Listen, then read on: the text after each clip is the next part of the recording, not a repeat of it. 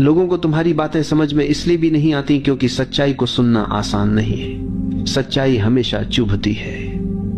अगर तुम किसी को उसकी गलतियों का आईना दिखाओ तो उसका अहंकार उसे स्वीकार नहीं करेगा। वो कहेगा ये तो बकवास है, असल में उसने तुम्हें नहीं ठुकराया, उसने अपने अहंकार की रक्षा की है। हर व्यक्ति वही सुनना चाहता है जो उसकी सुविधानुसार हो, जो उसके अहंकार को सहलाए। लेकिन जब तुम सच्चाई बोलते हो तो वो उसके खिलाफ जाती है, इसलिए तुम्हारी बातें उसे समझ में नहीं आती। समस्या ये भी है कि लोग शब्दों को समझते तो हैं लेकिन भाव को नहीं समझते। तुमने कभी अनुभव किया होगा कि तुमने सामने वाले को कुछ कहा और उसने उसका बिल्कुल ही उल्टा अर्थ निकाल लिया। तुमने तो प्रेम से कहा था लेकिन उसने उसे ताना समझ लिया।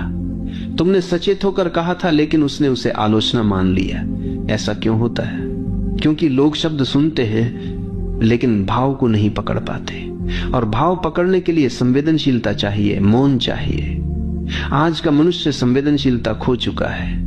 उसका ध्यान केवल सतह पर है। गहराई में जाने की उसकी क्षमता धीरे धीरे समाप्त हो गई।